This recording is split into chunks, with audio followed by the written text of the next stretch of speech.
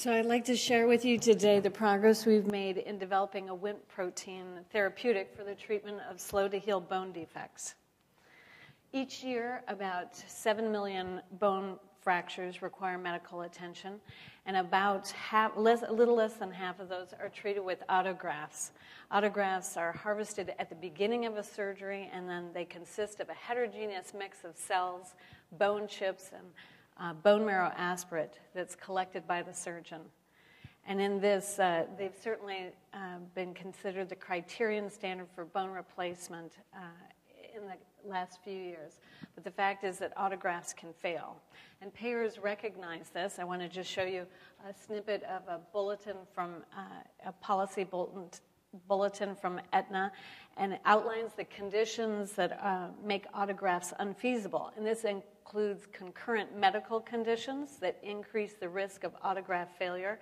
And one important one that I want to draw your attention to is the fact that advanced age, even in healthy individuals, and here's the bad news, advanced age means 50 and older now, is sufficient cause to deem the autograft unsuccessful. So it's an exclusion criteria.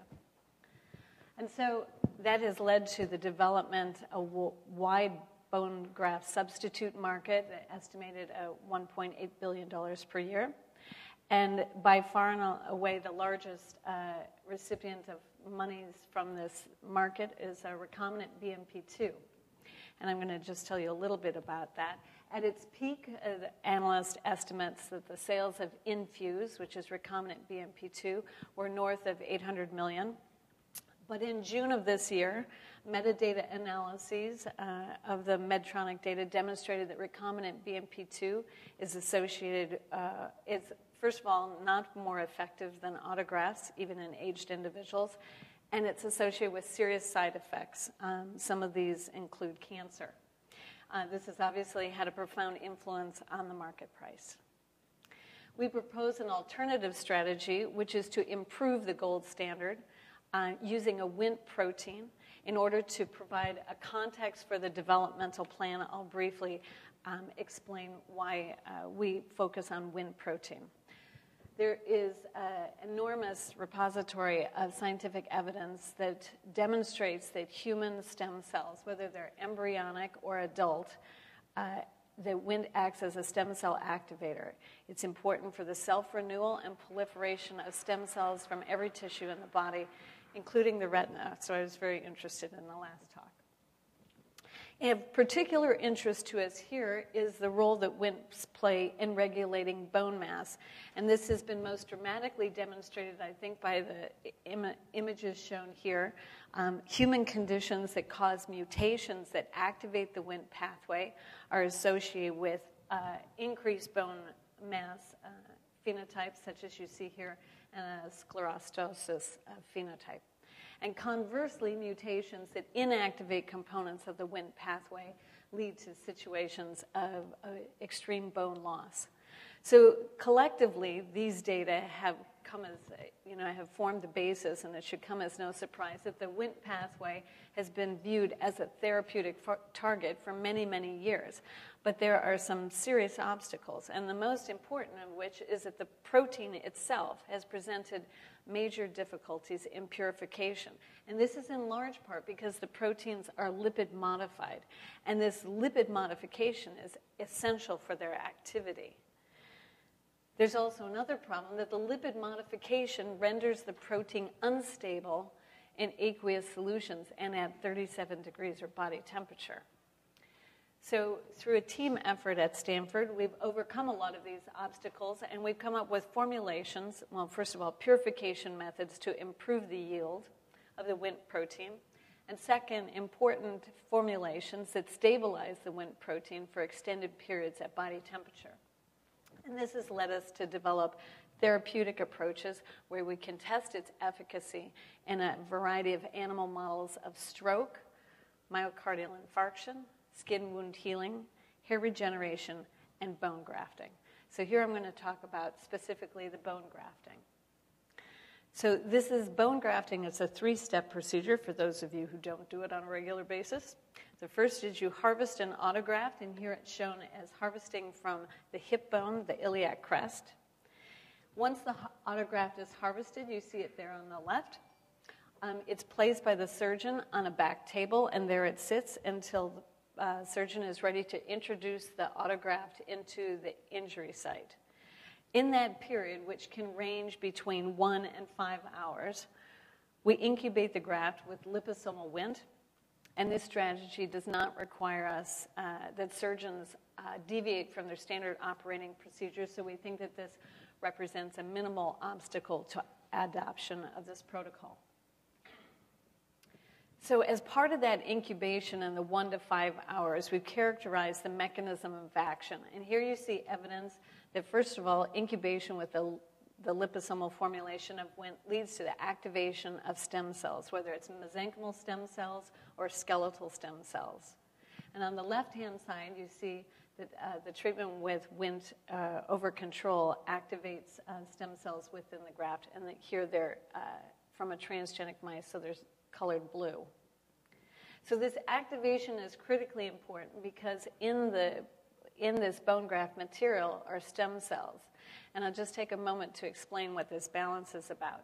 These stem cells have two fates. One is to become a bone-forming osteoblast, and the other is to become a fat-producing adipocyte. When we're young, the osteogenesis predominates, and that's why when a child breaks its leg, it heals very, very quickly.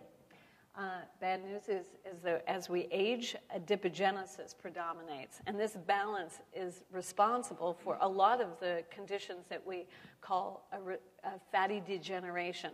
It has nothing to do with a patient's weight. It has to do with the behavior of the stem cells in the bone marrow cavity. And this fatty marrow is responsible for things like delayed bone healing, increased fracture risk, and of course, osteoporosis.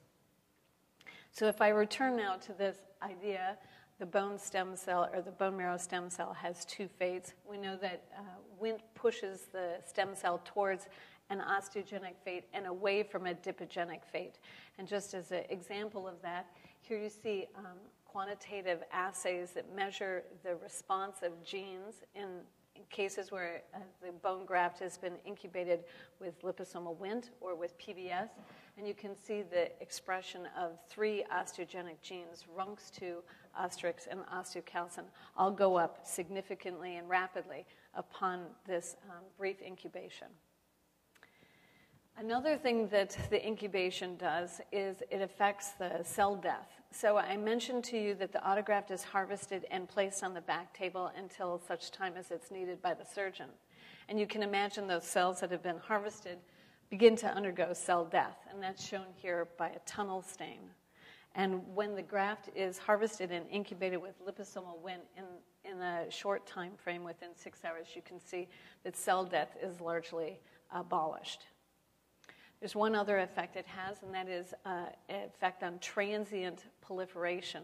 Incubation with the liposomal Wnt leads to a burst in cell proliferation. Here that's indicated by cells that have incorporated bromodeoxyuridine, and they're labeled brown.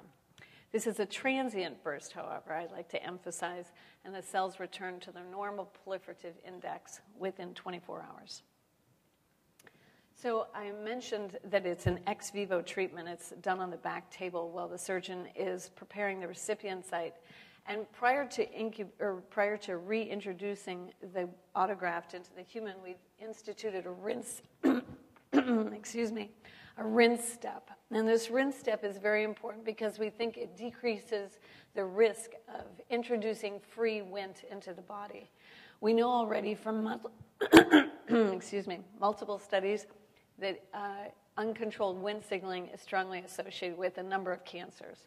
We're also very aware of the effects of BMP2, and I want to return to that for a moment. Recombinant BMP2 is mixed, the protein is mixed, put on a collagen sponge, combined with some hardware, and then permanently introduced into the body. And this, as I mentioned before, has been associated now with many kinds of cancers. We want to avoid these kinds of risks. So the third step in the process is to introduce the treated autograft into the wound site. And here you see an example of a surgically created bone defect in a rabbit ulna, and it's outlined with the dotted lines. That's at the time of surgery. In all cases, the controls were autografts from aged animals that were treated with liposomal formulation of PBS. And here you see 8 weeks after the autograft has been introduced into the defect, you can see small spicules of bone. That represents the bone that comes from a normal aged autograft. So it's minimal amount of bone. And here you see that there's significantly more if that autograft is just incubated with this stem cell activating protein. So we know that this works for aged autografts from mice and rabbits. It also works for allografts, that is, grafts taken from closely related animals or distantly related animals, but within the same species. We have, at this point, and we're still very early, we've identified 2 lead indications, spine fusions and a rare condition called osteonecrosis of the hip.